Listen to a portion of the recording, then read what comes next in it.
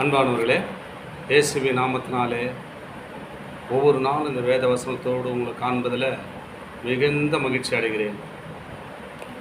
இந்த நாளிலே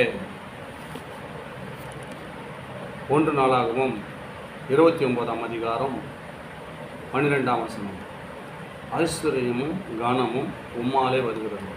யாராலங்க ஐஸ்வர்யம் கனம் வரும்?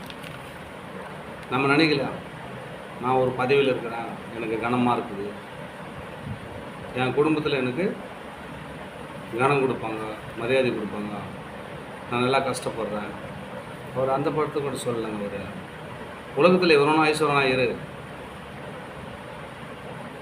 எவ்வளோ கனமானா இரு, அது கொஞ்ச நேரம் தாங்க, கொஞ்சம் மாத்திரம்தான் அந்த ஆசீர்வாதம், இந்த ஐஸ்வர்யம்லாம். ஆனால் தேவன் ஒருவனுக்கு ஐஸ்வர்யமும் கனமும் அவரிடத்துல வந்துச்சுன்னா அது யாரும் தடுக்க முடியாது.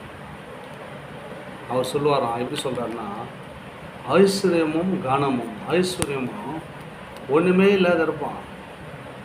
அவன் ட்ரெஸ் பண்ணி அவன் போகிறதெல்லாம் பார்த்தீங்கன்னு வச்சுக்க, நல்ல பெரிய வசதி உள்ள வாய்ந்தவனை போல் பார்ப்பாங்க. ஆண்டவர் அப்படி தான் வைப்பார் உங்களை கூட. ஒரு வேளை சாப்பாட்டுக்கே இருக்காதுங்க. ஆண்டவர் அவன்கிட்ட வந்துட்டானா, அவன் போடுற ட்ரெஸ்ஸை பார்த்துட்டு அநேகர் தான் சொல்லுவாங்க தெரியுமா, இவன் பெரிய ஆளாக இருப்பானா, ஐஸ்வர்யனாக இருப்பானான்னு நம்புவாங்க. ஆண்டவர் ஐஸ்வர்யனாக மாற்றுவாருங்க. உன் உடையை, உன் நடை, உன் பாவனைகள் எல்லாம் மாற்றிடுவார். எப்பொழுதுனா அவர்கிட்ட நம்ம இருக்கும்போது, ஒரு உம்மாலே வருகிறதுன்றார். அவரால் தான் நம்மகிட்ட எல்லா ஐஸ்வர்யம் வருது. யாரெல்லாம் அவர் நம்புறீங்களோ, யாரெல்லாம் விசுவாசிகளோ, அந்த ஐஸ்வர்யமும் அந்த கனம். கனம்னு சொன்னால் கொஞ்சம் நேரத்தில் ஒரு பதவியில் இருக்கலாம், அந்த டைமுக்கு மாலை மரியாதை போட்டு ஒன்று வரவேற்பாங்க, கனம் கொடுப்பாங்க, அவ்வளோதான். கொஞ்சம் நேரம் தான். ஆண்டவர் உன் மேலே ஒரு கனம் வச்சுட்டாருன்னு வச்சுக்கோங்க, அதை ஒருவரும் தடுக்க முடியும்.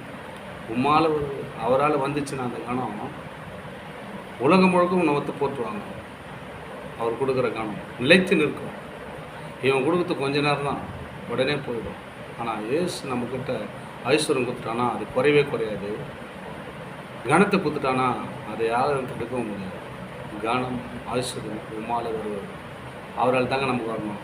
நம்மளை அவ்வளோ கெட்டியமாக பிடிச்சிக்குவோம், கனத்தை எடுத்துக்குவோம், ஐஸ்வர்யத்தை பெற்று சந்தோஷமாக வாழ்வோம். ஆமென். God plus.